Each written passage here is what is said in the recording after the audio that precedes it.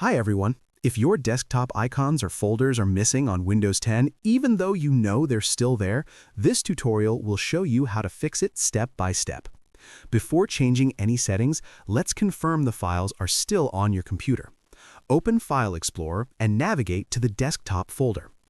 Sometimes icons disappear due to a simple display glitch. Right-click anywhere on the desktop and click Refresh. If refreshing doesn't help, restart your computer. This can resolve temporary system issues that hide desktop icons. Next, right-click on the desktop and select Personalize to open display settings.